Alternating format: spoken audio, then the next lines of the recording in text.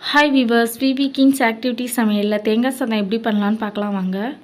3/4 உலக்கு வந்து அரிசி எடுத்து வச்சுருக்கிறேன். 2 தேங்காய் வந்து உடச்சி சில்லு எடுத்து வச்சுருக்கிறேன்.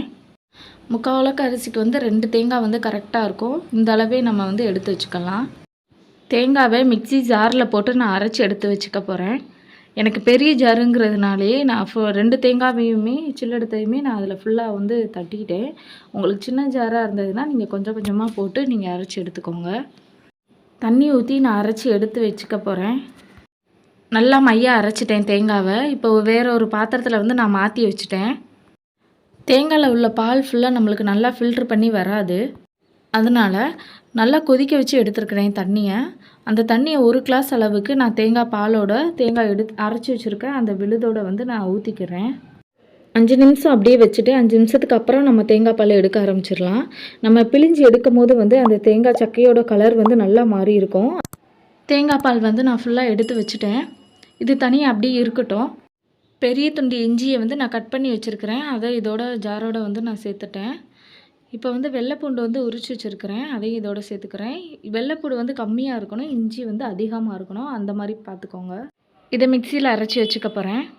மீடியம் சைஸ் பெரிய வெங்காயம் இதையும் எடுத்து நான் தனியாக அரைச்சி வச்சுக்க போகிறேன். குக்கர் நல்லா காஞ்சிருச்சு. இப்போ இதோட வந்து தேங்காய் எண்ணெய் வந்து சேர்த்துக்கிறேன். தேவையான அளவு தேங்காய் எண்ணெய். இது கூட நீங்கள் டால்டா சேர்க்கணும் அப்படின்னா தேங்காய் எண்ணெய் கொஞ்சோண்டு டால்டா கொஞ்சம் வந்து சேர்த்துக்கலாம்.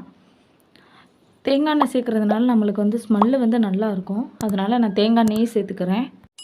இதோட 2 பட்டை வத்தல், பட்டை, சோம்பு, லவங்கம், கசகசா எல்லாமே நம்ம இதோட சேர்த்துக்கலாம். அரைச்சி வச்ச வெங்காய விழுதையும் இதோட சேர்த்துக்கிறேன். இஞ்சி பூண்டு பேஸ்ட் வந்து நம்ம அரைச்சி வச்சுருந்தோம், அதையும் இதோட சேர்த்துக்கிறேன். நல்லா பச்சை வாசனை போகிற வரைக்கும் நல்லா வதக்கி விட்டுக்குவோம். 1 கைப்பிடி அளவு புதினா, அதில் பாதி மல்லிச்செடியை வந்து சேர்த்துக்கலாம். இதை நல்லா நம்ம எண்ணெயில் வந்து சுருள வதக்கி விட்டுக்குவோம். 3/4 உலக்கு நான் அரிசி எடுத்திருந்தேன். இப்போ நீங்கள் 1 உலக்கு எடுக்கிறீங்கன்னா 1 உலக்குக்கு 3 உலக்கு பால் வந்து நீங்கள் இதில் ஊற்றிக்கலாம். நான் 3/4 உலக்கு எடுத்துருக்கிறதுனால 2.5 உலக்கு பால் வந்து ஊற்றியிருக்கேன். 1 ஸ்பூன் தனி மல்லிப்பொடி, 1/2 ஸ்பூன் மஞ்சள் தூள், 1/2 ஸ்பூன் மிளகாய் தூள், கொஞ்சோண்டு ஜீனி,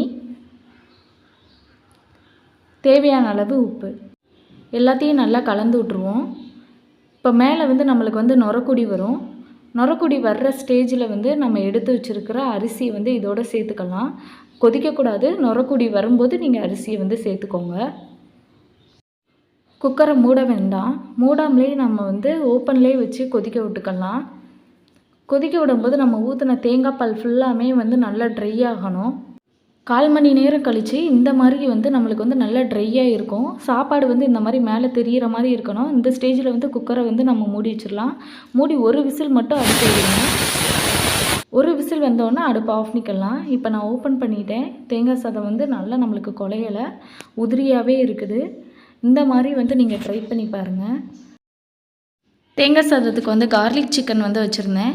இது ரொம்பவுமே இதோட காம்பினேஷன் வந்து சூப்பராக இருக்கும். கார்லிக் சிக்கன் எப்படி பண்ணுறதுன்னு சொல்லி நான் டிஸ்கிரிப்ஷனில் கொடுக்குறேன். அதையும் நீங்கள் வந்து செக் பண்ணி பாருங்கள்.